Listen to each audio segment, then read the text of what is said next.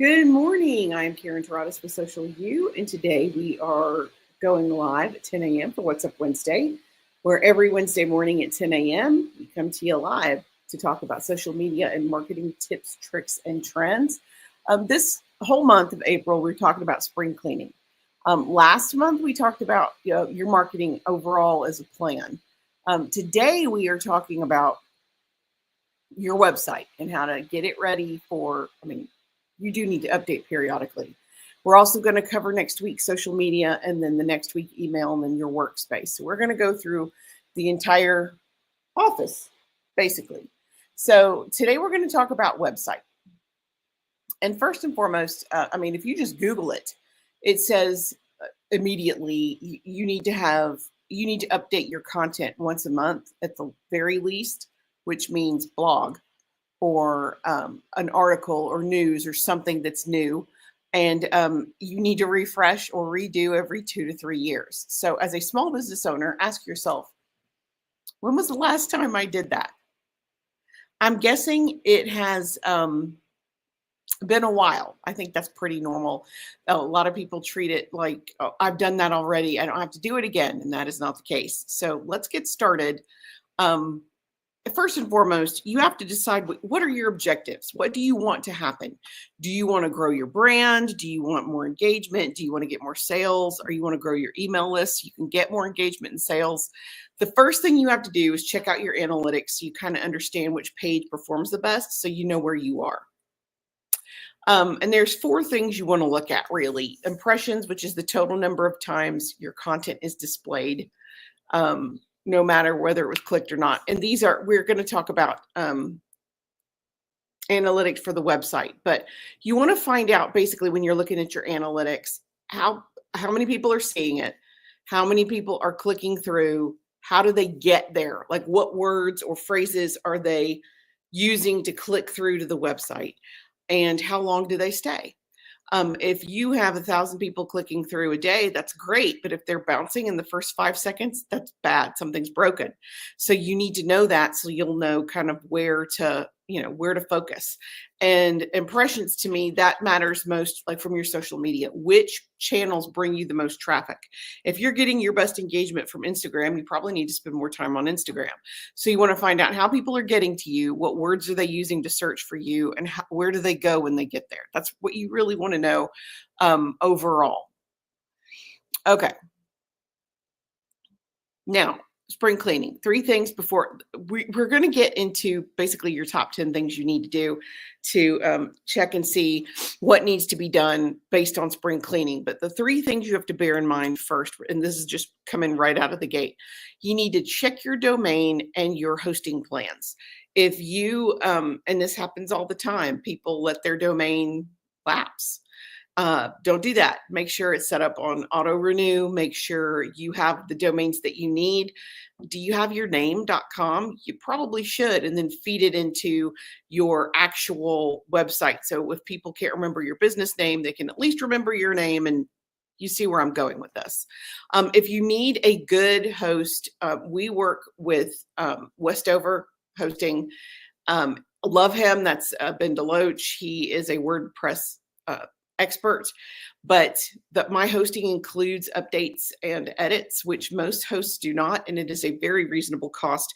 If this is something that you're interested in, definitely we'll have the link at the blog, but we will also include the link below the comments. Speaking of links, check your links. Do they work? When was the last time you tried to contact yourself or someone contacted you on your contact form? Where is it going? Are you getting those? Are you seeing those? And your icons on your website. I had this happen last week. I was talking to a potential client, and when I clicked on the website didn't come up, and she did not know this. Surprise. And then when I went to click on the icons to go to her Facebook or her Instagram or whichever platform, it went nowhere. It went to the domain, the website, the people who hosted. Not helpful for her at all. Make sure your links work, and make sure you have all of your social media links represented and easily accessible. Okay, now that we've gotten some of the preliminary stuff out of the way, let's talk about the website itself, the meat of the website. The first thing The first thing you want is a very clear message. For those of you who want to hear more about messaging, I love Donald Miller Story Brand. Love it. It's something I do believe in. You need to educate them and tell them what you do. And one of the things he says repeatedly is, if you confuse, you lose. If people don't understand what you do in the first few seconds that they're on the website, they're done already. So you need a clear and concise value proposition. A very compelling headline, very compelling tagline, very impactful descriptions. You have to immediately communicate what your business offers. And I am surprised in 2025 how many businesses will say, we're here to make your life easier. We're here to help you navigate the issue. What issue? Navigate what? Make my life easier. How? You could be an accountant or a personal trainer. What are you talking about? You have to be specific. If you're a personal trainer, it's not going to be this vague content. You're going to talk about, we help you live your best life by through physical exercise and body balance, or however you want to say it. But there should be no doubt in the customer or potential customer's mind when they read that headline on your website exactly what you do. It can't be so vague that it could apply not only to you, but to an accountant, to a bookkeeper, to a real estate agent. And you can have it. There's so many pieces of information on websites that are so vague it could go anywhere. So concise. Be concise. You want to make it easy to navigate. Again, I'm going to say Story Brand by Donald Miller because I totally believe this. If you go to our website, there's no navigation buttons on the top. There's a reason for that. I want you to go down our homepage because it walks you through the process of what you need to do. And I'm going to tell you exactly what actions I want you to take. But if you immediately go to our homepage and click on the blog or click on the about page, I've lost you already. So I want you to navigate down the homepage. You have to make it easy. You have to make it, and don't be so clever with what you call your content that your end user cannot find it. What's happening is a cute way to say news or blog, but people don't Google what's happening. They Google the word blog. They Google the word news or article. So you need to make it as simple as possible for your end user. Don't be so clever that you outsmart your audience. That's not good. And it needs to be, you need to have a clean, very intuitive menu with very clear structure and labeling so that the person who's trying to find what they're trying to find can actually find it. Yeah, that's how that works. The third thing, you really need mobile responsiveness. Again, in 2025, I am surprised at how many small business owners haven't looked at their own website on their phone. Does it work? Are the words cut off? Are they jumbled? Are they crushed? That is something that your web person can fix for you. And a lot of times it's just a simple update, which again is a good reason to work with Westover, because when those updates come along, he just takes care of it. You don't have to worry about it. It's just done. Which I love. So yeah, check your website online to make sure it's mobile friendly. You have to make sure it functions there. And mobile first indexing is crucial for your search engine optimization. And search engine, in case you don't know, SEO, search engine optimization, is basically the way people find you. It's the terms they use to get to the website. Okay. The fourth thing, high quality visuals. You have to use professional photos that showcase your products and services or team or testimonials, and you want to avoid generic stock photos. Well, you avoid the generic stock photos because they can get you sued. Copyright infringement is real. You can be charged up to $5,000 a day for every day your website hosts an image that's copyrighted to someone else. You don't want to do that. So make sure your images are accessible that way. Canva is a great way to go. If you're paying for Canva, there's a good chance that those images are all included. We have a complete list of websites that offer copyright-free images. We can probably include that as a download or a link very soon so you can see it. You definitely want to make sure that you're using clean. There's just no excuse for pixelated image, and there's no excuse for an image that has a watermark on it. Come on. You're just begging to be sued at that point. So don't do that. And we have had customers in the past who have been sued. Thank goodness it was not a mistake that we made. It was a mistake. They worked with a separate company for web design, and the company they worked with used an image that was copyrighted. They got caught. Thousands of dollars a day. It was brutal. Don't do that. Clear call to action. This goes back to your messaging. You have to tell people when they get to the website, what do you want them to do? Do you want them to go to contact us, shop now, learn more, get this download? You have to use very strong action verbs and very distinct visual buttons. Our colors, if you haven't figured it out by looking behind me or looking at any of our content, are orange and purple. That's what they are. Our button to schedule a call on our website is lime green because it needs to stand out. That's one of the best ways for us to work, is to have somebody reach out to us through Calendly. It helps me get it scheduled. I'm happy to talk and answer questions and help however I can. But that's the action I want you to take. We also have a pop-up that will allow you to get downloads, and I love free downloads. So we do change that and swap that up from time to time. But that's the action we want to go with. So that's what we push on the website. Your contact information and location really need to be easy for customers to find, especially if you're brick and mortar. If you're brick and mortar and they can't easily find your address, your phone number, your email, yikes.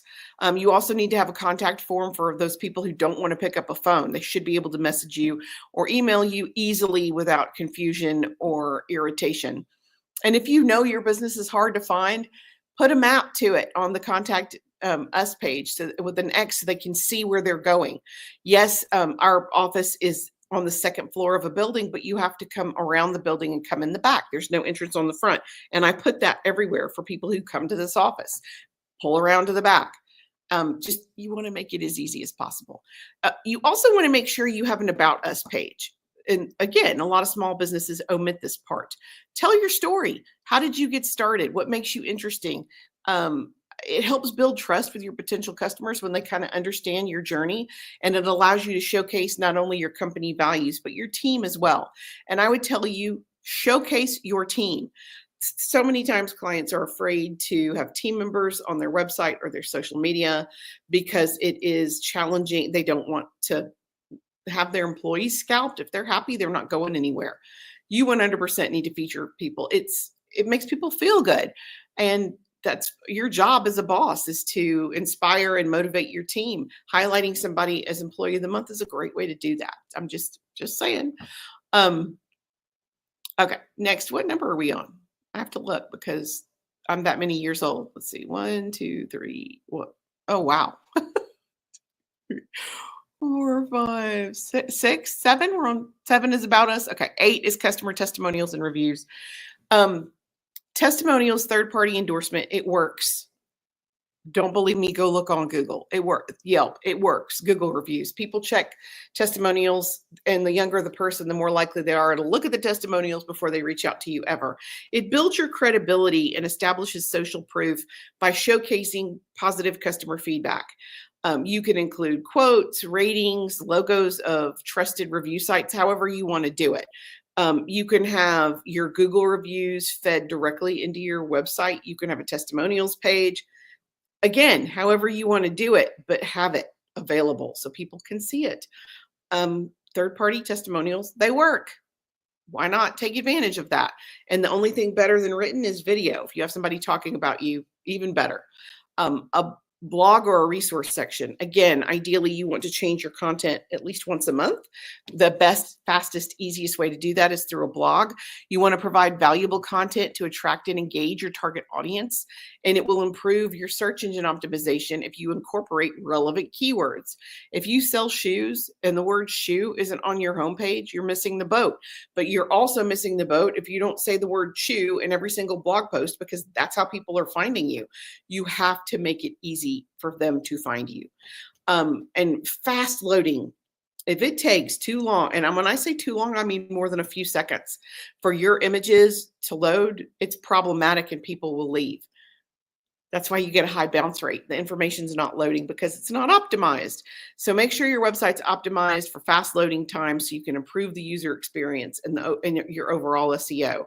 And you definitely want to implement the SSL to protect your users' data and build trust.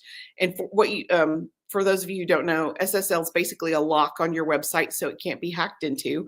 So people know if they leave their email with you, you're a trusted, reliable resource that's not going to allow their information to be hacked into. It's not a big ask. It's a very minimal, I just want to make sure my information is protected. That's all. Very simple. And again, back to your website host. If you have a good host, they've installed this for you, you're good to go. You're done. Those are the top 10 items action items you really need when you're spring cleaning. And the top 5 types of content that work best on a website, because a lot of people will be what do I need to include? Where am I? Video. I've said it repeatedly. I've said it for years. 82% of marketers report video has improved dwell time. People, and I can give you statistics all day. People are much more likely to buy from you if you have a video that explains your offer, your product, your process. Especially what you do is even remotely confusing, even a little bit. Give them a video that helps them understand how to use it and how to make the process work. The second thing, you want to make sure you're SEO optimized. I've mentioned that, but that content establishes credibility, it builds expertise, and it has long-term engagement. If we have a blog, and we do, about when you get hacked on Facebook, it gets a ton of traction because people get hacked on Facebook actually pretty frequently.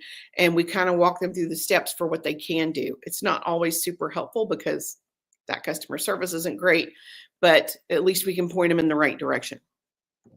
The third thing, downloadable resources. You've got to capture the email. If you've been following me for any length of time, I will tell you, I love social media. It's amazing, but it's rented property.